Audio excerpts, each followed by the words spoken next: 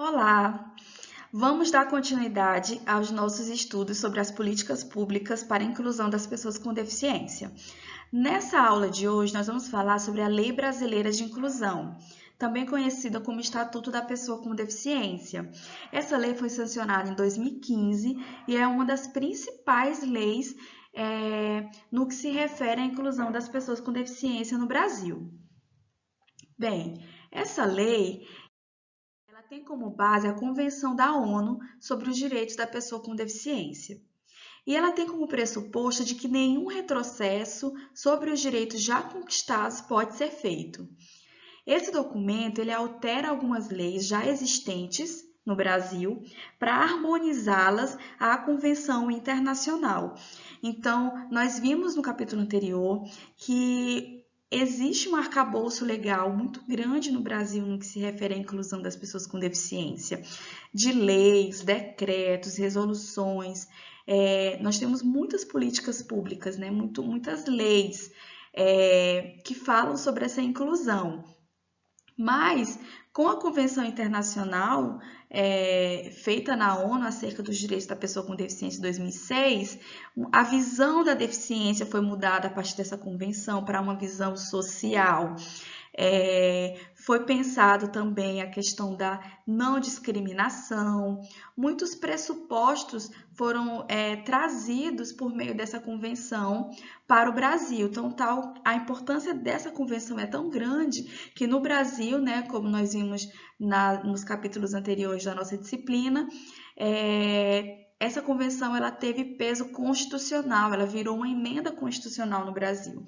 Então, para que essas leis já existentes pudessem ser alteradas para estar de acordo com a Constituição, porque houve essa mudança a partir dessa convenção, a LBI também foi pensada. Essa lei ela também traz uma grande inovação e também ela tem um peso muito grande, porque ela tira a visão de deficiência do modelo médico e traz para o modelo social. Ela traz a deficiência como uma visão social, ou seja, a deficiência ela não está na pessoa, ela está no meio, né? A sociedade que produz a deficiência, né? À medida que não se coloca, não se pensa suporte de acessibilidade e eliminação de barreiras. De acordo com essa lei, compete ao poder público garantir a dignidade da pessoa com deficiência ao longo de toda a vida. Então, aí nós conseguimos perceber a importância que essa lei coloca sobre os jovens e adultos com deficiência, por exemplo, né? Ele coloca que é por toda a vida. Essa pessoa ela precisa ter dignidade. Ela não pode ser obrigada a se submeter à intervenção clínica ou cirúrgica, a tratamento ou à institucionalização forçada, né? Essas pessoas começam a poder se defender, elas começam a ter voz. E também essa lei ela fala do consentimento prévio, livre e esclarecido da pessoa com deficiência, que é indispensável para a realização de tratamento, procedimento, hospitalização e pesquisa científica. Essa lei ela dá plena capacidade civil às pessoas com deficiência. Então, elas podem casar, elas podem ter filhos. Então, ela dispõe e ela entende a pessoa com deficiência com plena capacidade civil. No artigo 94, ele fala também do auxílio inclusão para trabalhadoras com deficiência que exerçam atividade remunerada. Então, isso também é uma novidade dentro da LBI, porque as pessoas com deficiência tinham acesso ao BPC, né? Nós vimos anteriormente que existe uma lei, né, de 93 que fala sobre o benefício da prestação continuada, que tem como objetivo oferecer dignidade às pessoas com deficiência, às suas famílias, para que eles não vivam numa situação de pobreza, tendo em vista a desigualdade social que esse público sofre, né? E vive ainda. Então, o BPC é para pessoas com deficiência que não trabalham, é um benefício previdenciário. Só que nós estamos falando agora numa mudança de perspectiva, nós não estamos pensando mais a pessoa com deficiência a partir de uma perspectiva assistencial apenas, né? Assistencialista, mas nós estamos pensando a pessoa com deficiência a partir de um sujeito com direitos e com plena capacidade de participar ativamente da sociedade, de estar no mercado de trabalho, de ter uma vida independente.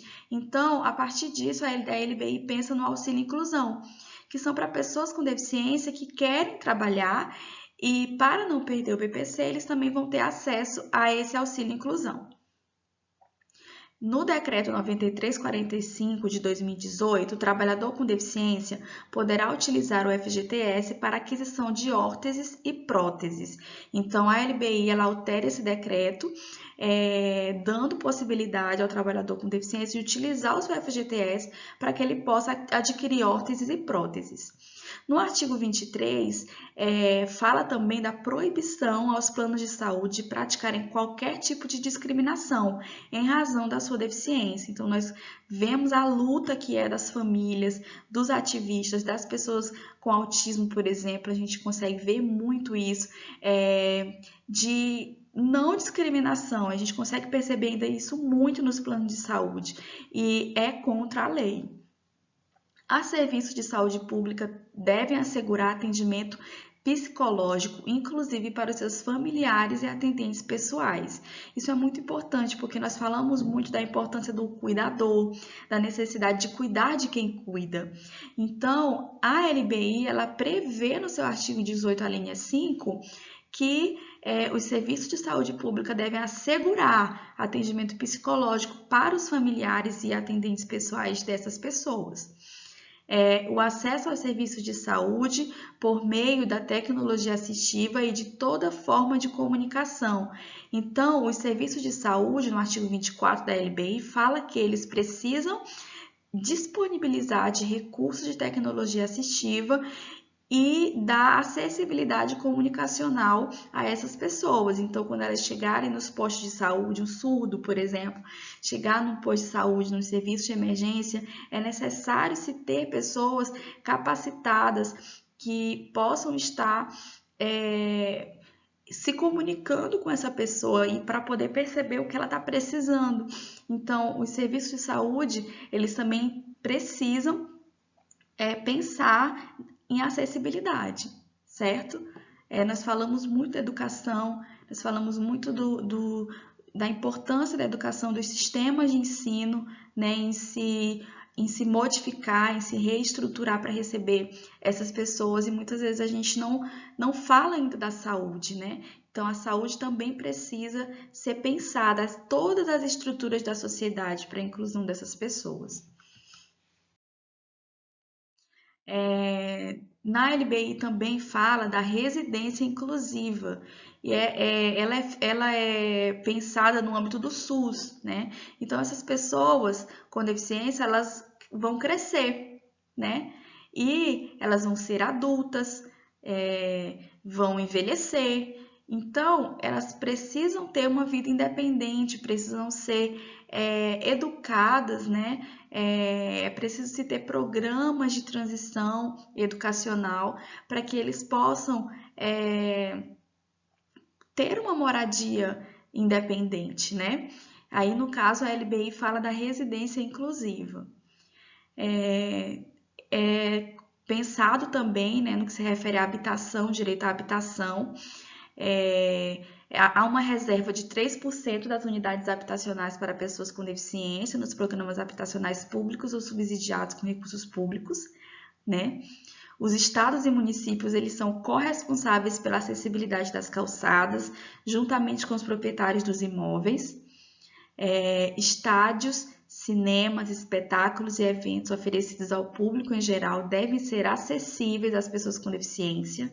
Então, aqui eu estou pontuando alguns aspectos que eu considerei mais importantes, né, para trazer aqui no que se refere a essa lei. Porque ela vai falar não só do direito à educação, mas do direito à saúde, do direito à moradia, do direito o transporte, a mobilidade urbana, do direito ao lazer. Então, todos esses elementos que eu coloquei aqui para vocês de direitos são importantes e são garantidos pela LBI.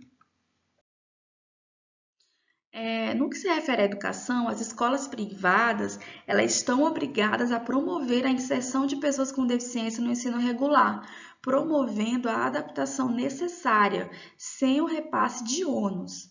Então, a gente escuta muito pessoas, muitas vezes familiares, sem o devido conhecimento legal, achando que apenas os sistemas de ensino públicos têm o dever de aceitar a matrícula de pessoas com deficiência, de prover as adaptações, de ter o auxiliar educacional. E não, de acordo com a LBI, as adaptações elas precisam ser feitas tanto pelas escolas públicas como pelas escolas privadas. Então, o mesmo dever que as instituições públicas têm, as instituições privadas também têm, e sem esse repasse do ônus. Mas, infelizmente, ainda não é o que a gente vê.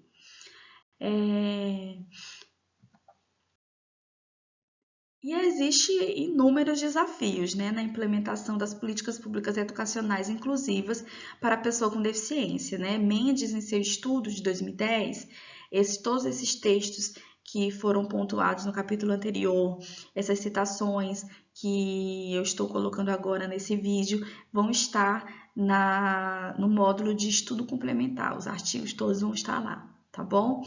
E a Nicéia Mendes, em 2010, ela pontua alguns desafios, né? Que um deles é o foco apenas na sala de recurso. A maioria das políticas, né? Ela focou muito no AE, na sala de recurso, ao invés da escola como um todo e da sala regular. Se nós entendemos que a inclusão acontece no espaço da escola como um todo e principalmente no ensino comum dentro da sala regular, nós aqui cometemos, infelizmente, um equívoco, essas leis, né? Por quê? Porque o foco passou a ser a sala de recurso, né? Todos os investimentos, o tempo do professor também, na maioria das vezes, ele está todo dentro do atendimento, a maioria do tempo é para o atendimento. Não se tem, na maioria dos sistemas de ensino municipal, um tempo para fazer esse ensino colaborativo, né? Essa colaboração entre o professor do ensino comum com o professor da sala de recurso. Então, houve um foco muito grande na sala de recurso ao invés da sala regular, de pensar políticas para a inclusão desse aluno dentro do espaço da sala regular. Também, como desafio, a gente percebe essa própria implementação dessas políticas, né? Porque a gente sabe que, como a gente colocou no último capítulo, agora que a gente estava lendo, as políticas públicas elas não se auto-aplicam, elas dependem de forças tanto externas como internas dos atores sociais que fazem parte daquela situação. Depende muito da situação econômica, muitas vezes, que o país, que o município está, dos próprios governantes, os interesses por trás de tudo isso, né? A formação, muitas vezes, desses governantes que estão nos órgãos públicos. Então, tudo isso influencia no avanço dessas políticas educacionais. E uma outra questão, né, um desafio para a implementação dessas políticas é que nós já temos um sistema educacional fragilizado. Nós temos o fracasso escolar, por exemplo, em estudantes que não têm deficiência, né? E esse fracasso escolar muitas vezes produz laudos em estudantes que não têm deficiência e passam a ter laudos de deficiência sem ter a deficiência, né? E então nós temos um sistema educacional regular já fragilizado, precário, né, com inúmeros desafios a serem vencidos, né, a serem pensados, E aí, dentro desse espaço já fragilizado, de precariedade do ensino público, nós viemos com um paradigma, o paradigma da inclusão. E ele meio que abre toda essa cena que a escola brasileira já vivencia e mostra tudo como está. Né? O aluno com deficiência, na verdade, ele desafia o sistema educacional, né? Porque ele não consegue aprender se não tiver acessibilidade no currículo, eliminação de barreiras, um ensino diversificado, um olhar individualizado do professor, uma formação de professor com qualidade, pensando não apenas pensando em conhecimentos didáticos, estratégias de ensino eficazes. Então, tudo isso é colocado na cena, porque as pessoas com deficiência, quando estão na sala, elas impulsionam e fazem essa escola começar a pensar todas essas questões, né?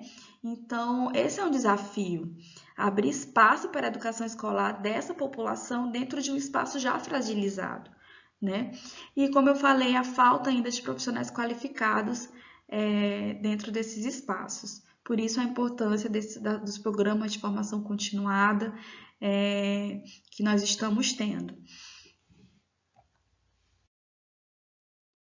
E o desafio da educação brasileira é minimizar os problemas ainda presentes relativos às desigualdades educacionais e, ao mesmo tempo, responder aos desafios do século XXI. Sabe-se que não cabe apenas à educação toda a tarefa da transformação da sociedade. Entretanto, ela se torna um fator importante que pode ajudar na reinvenção de uma nova relação social, na qual os discursos diferentes não impedem o diálogo. A educação é desafiada permanentemente a se reformular, como eu falei anteriormente. Portanto, nós precisamos estar sempre dispostos a vencer nossas próprias resistências e a viabilizar a construção de uma escola pública que, de fato, eduque para o exercício pleno da cidadania e seja instrumento de transformação social. De forma ainda mais efetiva, é necessário referenciar nossa prática no nosso próprio discurso. Então, eu deixo vocês com esse texto para reflexão e entrem na parte de estudo complementar, que lá nós vamos ter todos os artigos que foram citados aqui nessa disciplina, para vocês aprofundarem as leituras e estudos de vocês. Um abraço e até a próxima!